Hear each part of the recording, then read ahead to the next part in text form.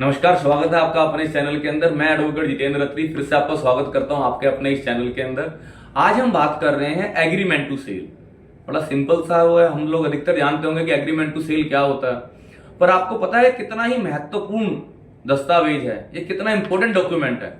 क्योंकि जब भी आप कुछ खरीद रहे हैं या बेच रहे हैं तो ये एक एग्रीमेंट है जिससे आपकी शुरुआत होती है।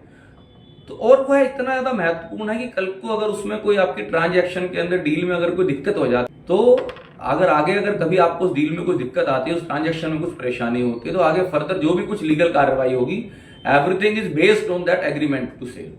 सब कुछ उस एग्रीमेंट टू सेल के ऊपर निर्भर होगा। इसको जनरली हम कह सकते हैं एग्रीमेंट टू सेल के साथ साथ एक एमओयू भी होता है कि मेमोरेंडम ऑफ अंडरस्टैंडिंग, क्योंकि उसके अंदर बहुत सारी चीजें जो आप लोगों के बीच में हुआ, पर एग्रीमेंट टू सेल उसका सही वो है नाम। इस एग्रीमेंट टू सेल के अंदर बहुत सारी ऐसी छोटी छोटी चीजें हैं जिसको लोग अधिकतर नजरअंदाज कर देते हैं। और एक फॉर्मेट डाला, डाउनलोड किया है, किसी के पास गए, उसने कहा अभी कोई बात नहीं, ऐसा नहीं है। तो हमेशा ध्यान रखें, जब भी आप एग्रीमेंट टू सेल कर रहे हैं इन कुछ बातों का हमेशा ध्यान रखें। नंबर 1, जो भी एग्रीमेंट टू सेल आप कर रहे हैं, जिसके साथ भी कर रहे हैं, उसकी पूरी डिटेल इंक्लूडिंग आधार नंबर, पैन नंबर, उसका मोबाइल नंबर, सब कुछ उस पर आप डालें। अपना भी डालें, उनका एड्रेस भी डालें। नंबर 2, अगर किसी ब्रोकर के माध्यम से कर रहे हैं तो उसमें उस ब्रोकर की पूरी डिटेल आप उसमें डालें। नंबर 3, उस ब्रोकर को जो भी आप लोग कमीशन दे रहे हैं वो भी उसके अंदर खुलासा करें। नंबर 4, जितने में भी डील हो रही है उसका पूरा अमाउंट लिखें।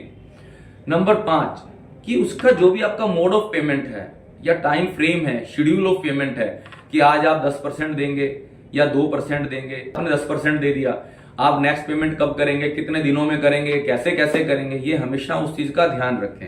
और आप दोनों के बीच में जो भी एक अंडरस्टैंडिंग हुई है उस चीज को भी उसमें लिखें।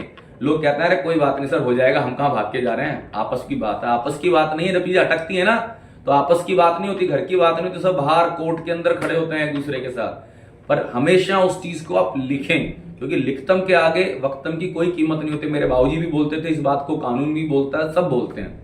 तो क्योंकि जब एक शुरुआत है तो बड़ा प्यार है, विश्वास है, गलती से कोई चीज अटक गई तो प्यार, व्यापार, विश्वास सब भाड़ में चला जाता है। कोई नहीं पूछ रहा था उस टाइम, कहता था लिखा है तो बता भाई। तो जो लिखा है ना सिर्फ उसी की वैल्यू है।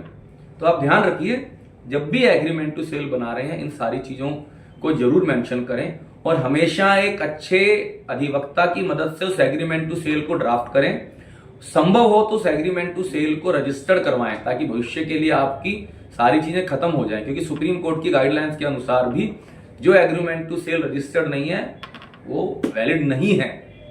जनरली लोग पैसा बचाने के लिए वो करते हैं, ऐसा मत कीजिए। क्योंकि जब लाखों करोड़ों रुपए की ट्रांजैक्शन हो रही है और आपने उसके साथ काम करना ही है, उसको आप रजिस्टर्ड करवाइए। इसलिए नोटरी की बजाय उसको आप रजिस्टर्ड कराएं और किसी ऐसे दुकानदार से या डीलर से एग्रीमेंट टू सेल का फॉर्मेट ना लें। बाकायदा एक अच्छे अधिवक्ता की मदद लें, उसको ड्राफ्ट कराएं, अपनी टर्म्स एंड कंडीशन उसमें खुल के लिखें, उसमें दोनों का फायदा है।